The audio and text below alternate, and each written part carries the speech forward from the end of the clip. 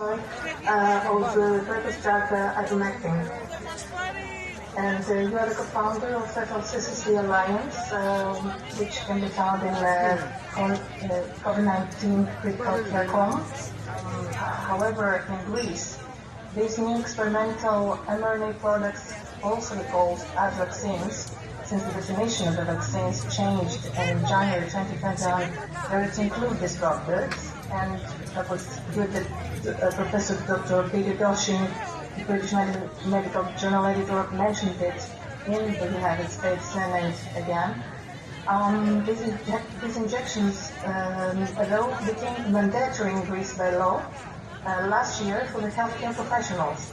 As a result, since the 1st of September 2021, 7,500 healthcare professionals are suspended from their jobs in the public sector, and some thousands more from the private sector, because they did not accept to get this experimental injection. And now they are with no salary and having no right to work in any job, in any field, anywhere in Greece. At the same time, since January 2022, our unvaccinated, quotation marks, unvaccinated fellow citizens over 60 years of age are fined with 100 euros per month. Could you tell us your opinion about this, Dr. Korean? Thank you very much for joining us.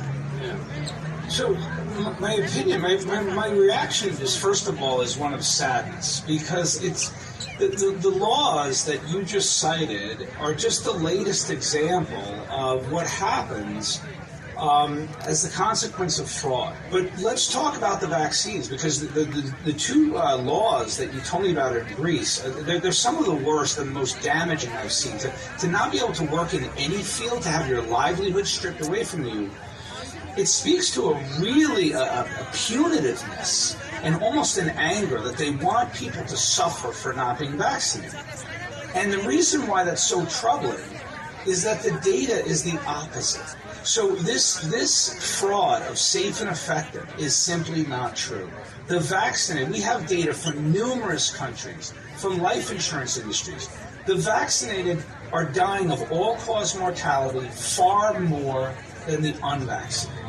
And so these are dangerous medicines. We've known that from the first month they were rolled out. In our vaccine adverse event reporting system, we had unprecedented numbers of injuries and deaths, and those have continued. So we know they're toxic. We also know they're ineffective. In this country, the CDC recently said that you should not discriminate against the vaccinated or unvaccinated, because we know it doesn't prevent transmission. So why is Greece so far behind the times? They are continuing to punish doctors who probably followed the science, were very accurate in the data, and knew they shouldn't take these vaccines, yet they're being punished for their scientific and personal opinion.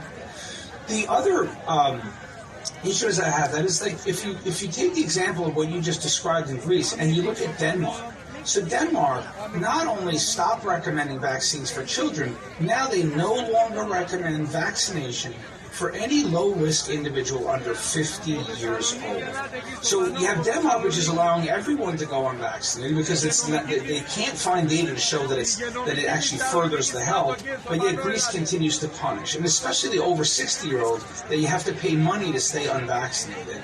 I mean, it shows this. It shows an illegitimate, illogical, and not scientifically supported policy. And if they think it's based on the science, that's the problem.